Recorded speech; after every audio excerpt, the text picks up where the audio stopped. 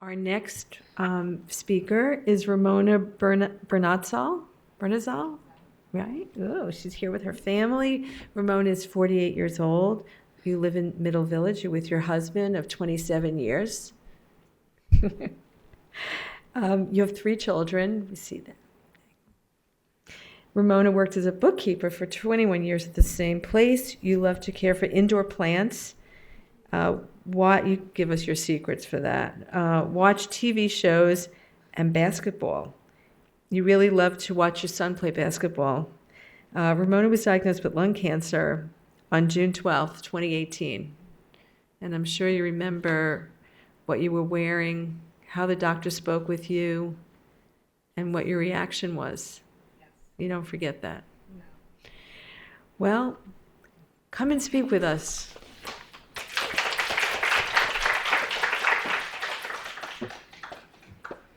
Hi. Thank you. Okay, so I'm a little bit nervous. I'm not really a good public speaker. We're all underwear here. My case is kind of weird. There's my wonderful nurse back there, Nicole. Love you.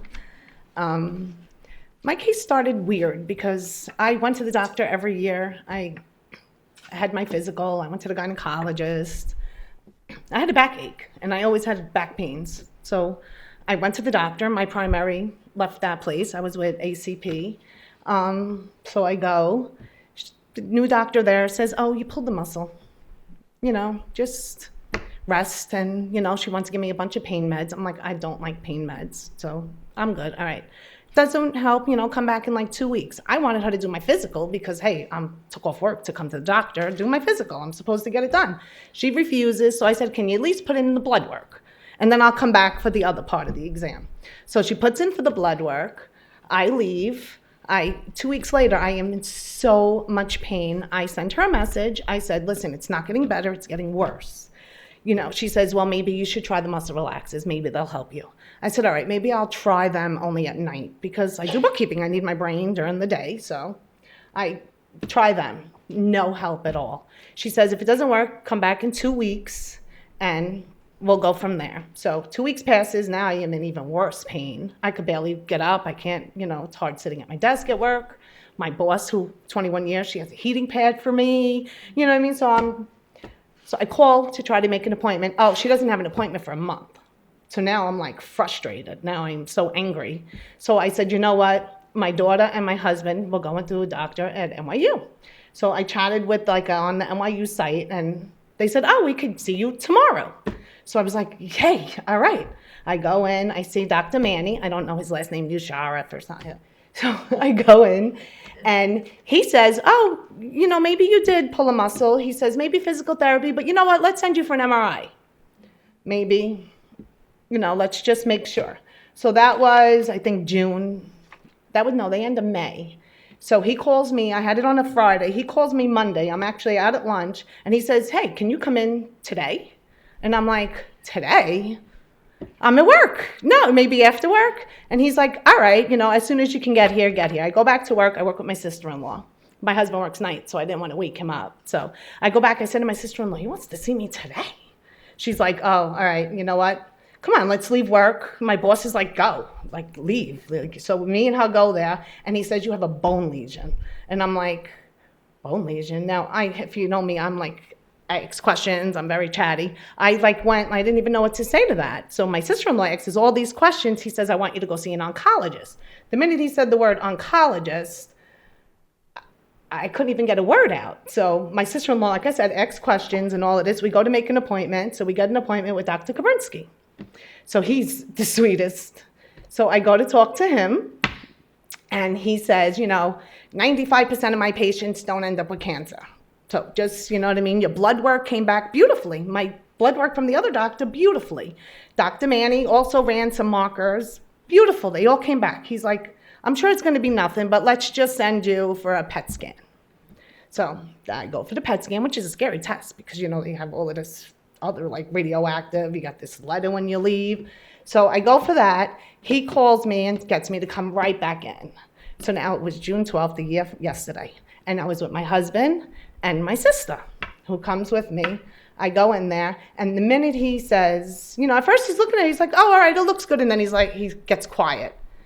And as soon as he said the word lung cancer, I really don't remember much else from that visit because I kind of just tuned everything out. All I started to do was cry. And you start to think of all the things that you're not going to get to do, I'm not going to get to see my daughter have a baby. She wants me in the room with her, so how am I not going to see that? My son's graduating 8th grade in like 2 weeks.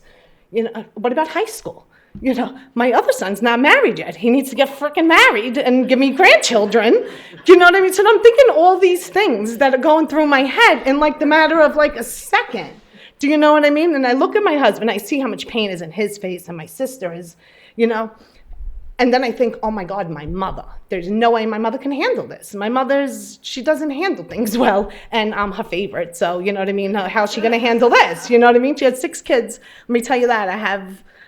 There's 6 of us, and my husband has 6. So I come from a huge family, and we are in each other's business. My daughter's always saying to me, oh, don't tell everybody, because that's how we are. I'm close to my 2 sisters.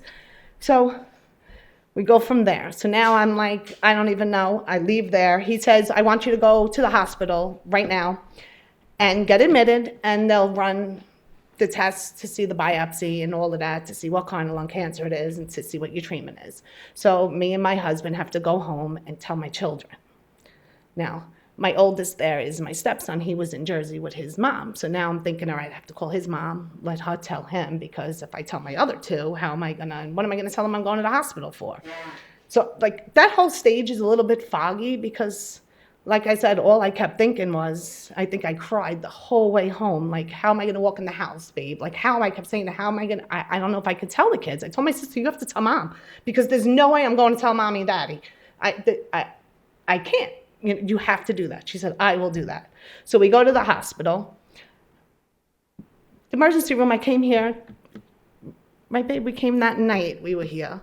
And so they admitted me. They say, we want to do MRI of your brain because, the PET scan doesn't show moving. So I'm like, all right, I'm just in so much pain because my back really was my main issue. I couldn't move. I couldn't stand. I couldn't lay long. Everything was hurting my back.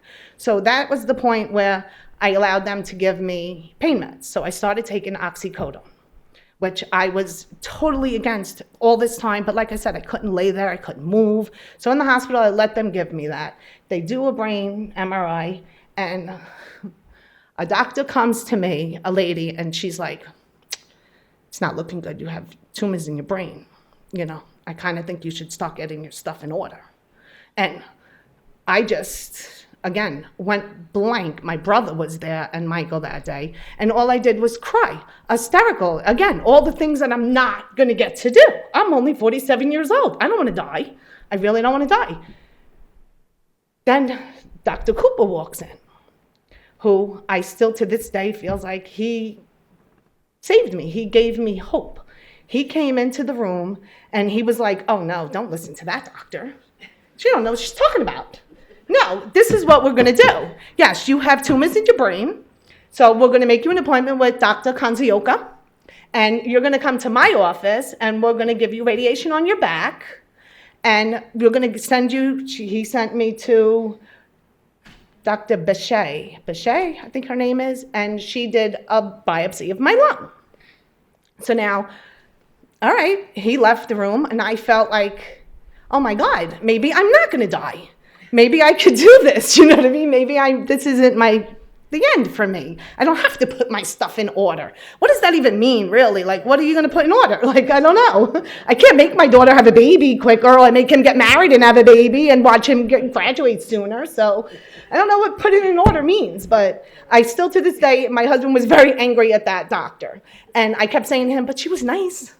She said it really nice. She was holding my hand. She looked like she didn't want to say it. She was really, but he's like, but she's an idiot. She came in here and made us think you would die tomorrow. But I'm like, but she was nice, so give her a break, So from there, I go to see Dr. Cooper's office. Dr. Kabrinsky now, when I go to see him, he wants to wait. He wants to wait to do treatment until he gets all the results. He wants me to get radiation first, because now the results come back, I have non-small cell stage 4 lung cancer. And I have like 8 tumors in my brain, and I had a tumor on my back. So the radiation was going to go on my back, and so I started that. Then I see Dr. the brain, what's his name? Kanzioka, thank you. And I had Gamma Knife.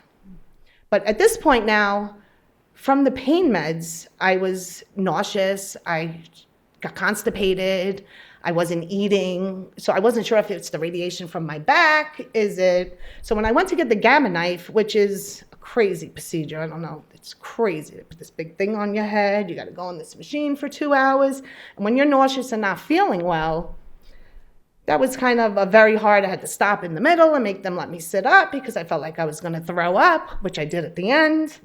So I do that. 2 weeks later, I'm still going through my back radiation. Kabrinsky doesn't want to start me on Keytruda until I'm done with the back because he doesn't want to not know what the side effects of what is.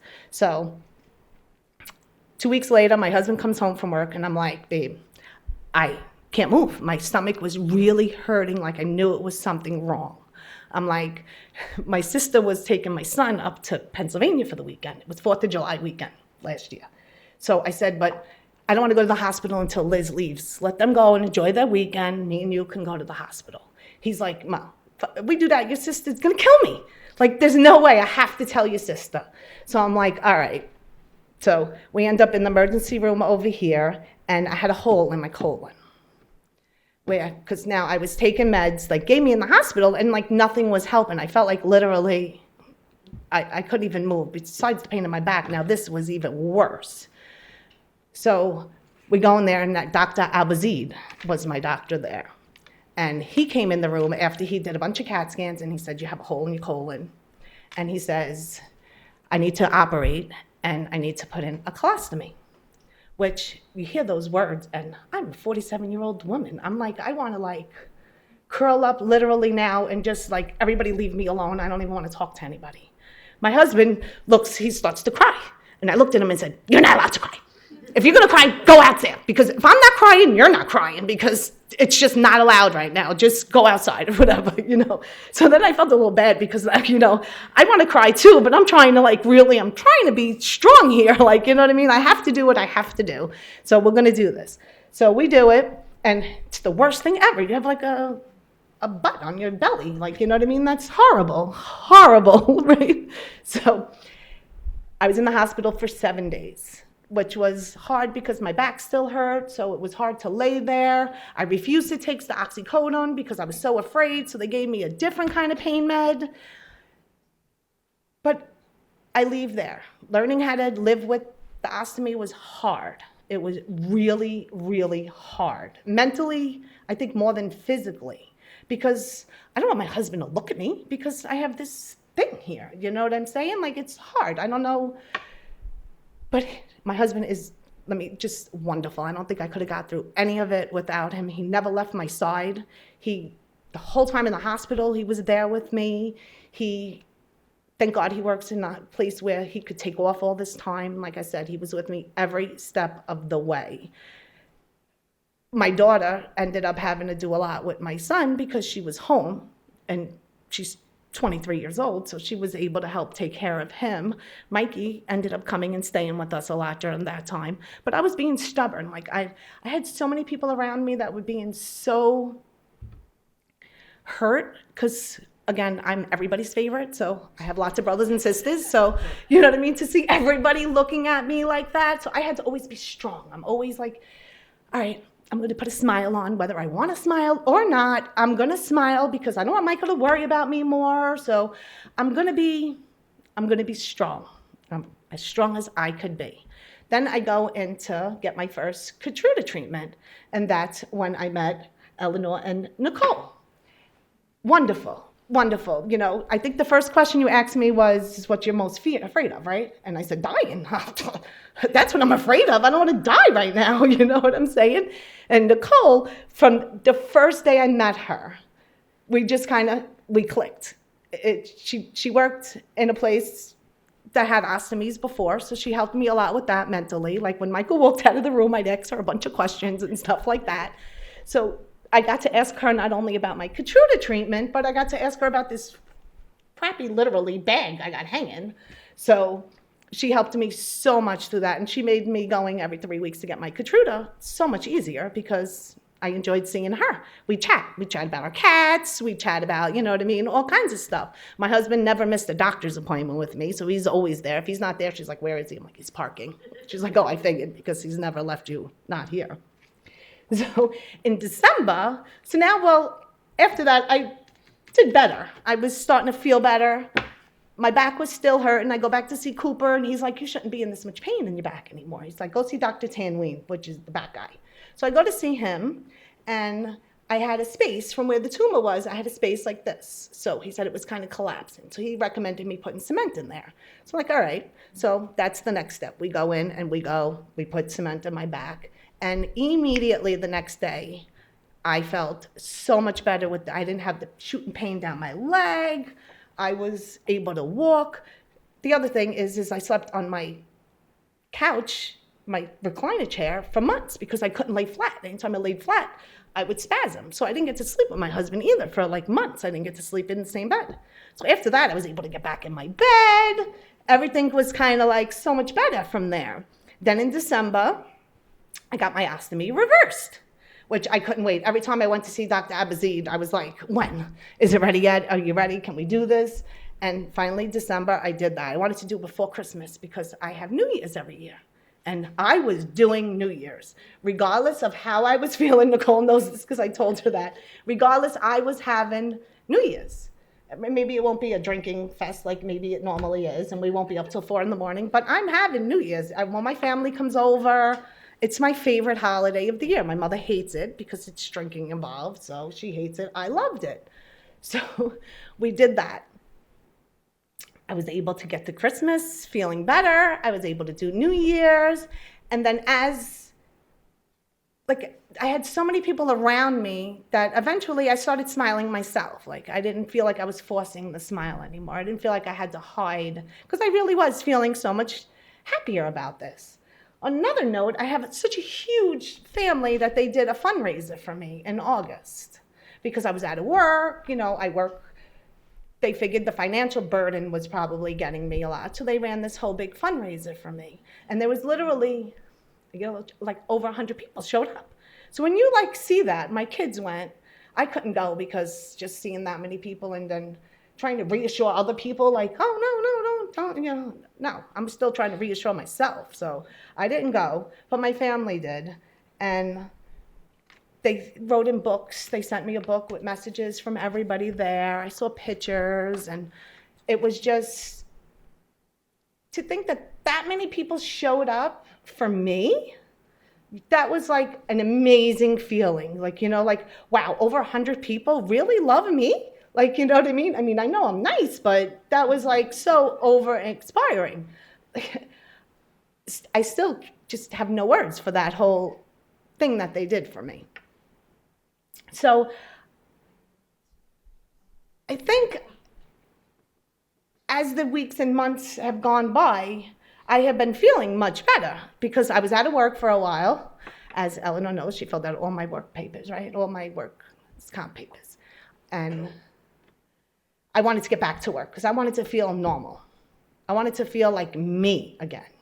So once I got the ostomy removed, I called my job and I said, I'm going to come back to work a couple of days a week. She was like, you do whatever you want, whatever hours you want, whatever. Michael was not happy about that because he still to this day would like me to be home and not work. But I needed, for my own sanity, I needed to go back to my normal life. I needed people to start treating me normally again and not with that look in their face like, oh, I didn't need that anymore. Now I need you to treat me the way you always did, say things the always did. I always tell my daughter, because she's the one that's always honest with me. I will go to her and say, hey, pretty, does this look good? Because I call her pretty. Does this look good? She's always the one that we sit and watch shows. She's my best friend, you know what I mean? So she treated me normal, you know what I mean? She knew what I needed, it seemed, what I needed, when I didn't even know. She just treated me the way I wanted to be treated, My boys are my boys, my boys. So I think the thing is that NYU, I came here on accident, and it ended up being the best move I ever made. Like, who would have knew? I was at this other doctor, and then just all these doctors ended up saving my life when they weren't even my doctors, you know? So I'm just like over the moon with NYU. I have nothing but great things to say. When I was in the hospital, I got to stay in the brand new hospital, my first day and my second stay. First day I don't remember much because I was really not feeling well, but the view out the window I hear from my visitors was amazing. Amazing. The second hospital stay, I was feeling a lot better. So I did get to see the beautiful skyline. I mean, we had this huge room. He got to stay with me every minute. I had a big TV, had my own room. Like, the experience was as best as it could be for what I was there for. I don't think I could have asked for anything else. Every doctor, Dr. Albazid's team was amazing. Dr. Kabrinsky, I can't say enough about him. He's, to this day, just is the most caring, compassionate man that I have as a doctor. Dr. Cooper, I always go back to Dr. Cooper because I think he's the one that gave me hope. He's the one that walked in that room that day and was like, oh, no, you're not dying. Not on my call. You're not dying. And I think for months after that, anytime they wanted to do something, I would call him and I'd be like, do you agree with this? What do you think of the Keytruda? Do you agree? I would just use him as a guide. And I think I'm a little speechless when it comes to that. And I am lucky enough I know you have your faith. I'm lucky enough to have this huge-ass family who, my sister come and take my laundry. This one would come and cook dinner. This one would, you know what I mean? If, you know, my brother would throw me money if he thought I needed money. It was just, I had so many people around me that loved me that I knew I had to beat this. I just had to. I had no choice. I was going to do this. And that's why when Eleanor came to me and asked me to present today, I was a little like, nah, I don't think I could do that. I'm not a speaker. I don't talk. I'm going to be nervous. And then she kept coming to me. And then Nicole's like, I think you should do it. You should do it. Just, what's the worst that could happen? Just do it. So here I am today. And that's my story.